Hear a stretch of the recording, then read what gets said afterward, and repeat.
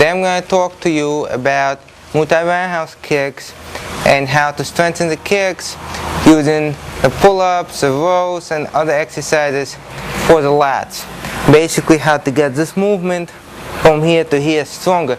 Now when I say Muay Thai kicks, I'm talking about specifically the kicks that work most of the hip, very little of the knee. The arm counterbalance the strike. Now I named lats here. I could have said the back of the shoulder, I could have said teres major, could have said lower chest, could have said lower head of the tricep. Now I didn't say any of that, I said lats. The reason for that is because lats connect from here to here, and that gives you an opportunity to pull that way. Having stronger lats will allow you to get a better kick. Now when I say stronger lats, the lats have to work in direction of the kick. If you notice, when you throw the kick here, this is the extension of the arm.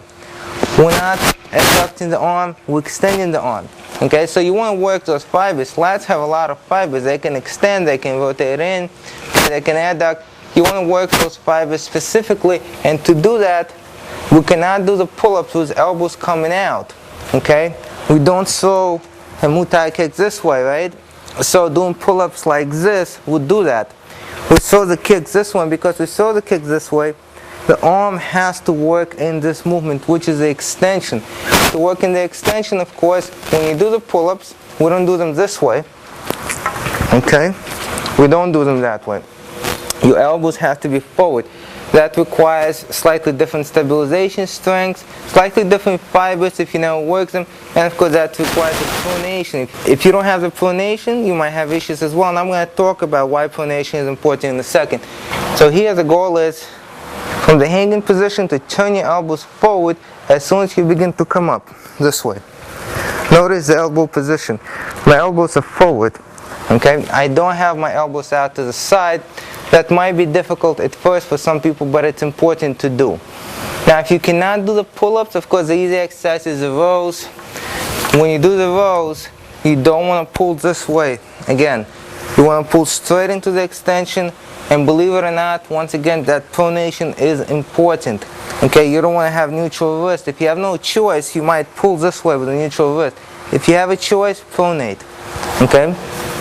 I'm going to show you an easier variation with knees bent. Of course, we've all seen this variation. Keep your elbows tight. Keep your elbows tight in.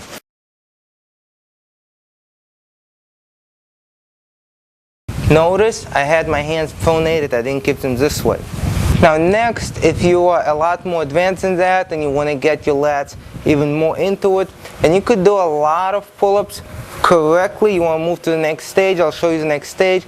Just keep in mind that if your first pull-up was like this, and then after that the elbows were out to the side, you're still not doing it right. So for this purpose, it's better to do 2-3 good ones than 10-15 bad ones.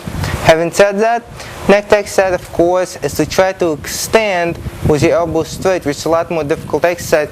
So from here, I'm going to extend this way. Okay?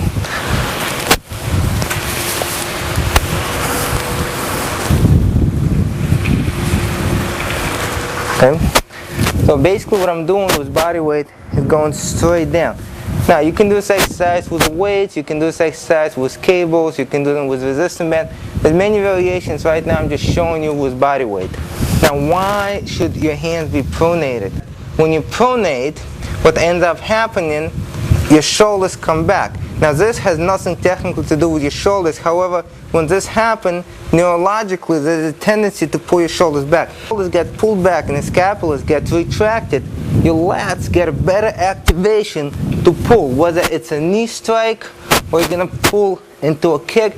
Regardless what it is, this position activates the lats for better pull into the kick. Your Latissimus Dorsi does a lot of things. Not only this movement, but also flexion to the side and also the rotation. We can take this exercise, we can add the obliques in, we can add the rotation in, we can add the hips in, but the primary purpose right now is to get the lat. If your lat is strengthened in that extension, the kick is going to be that much better. I'm Paul Zajic, and as always, thank you for watching.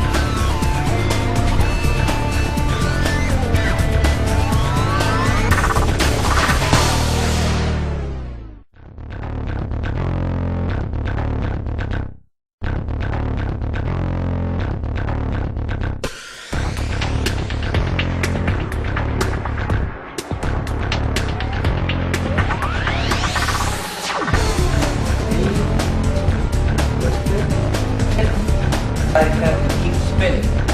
Good shape. Outside. We'll go this way.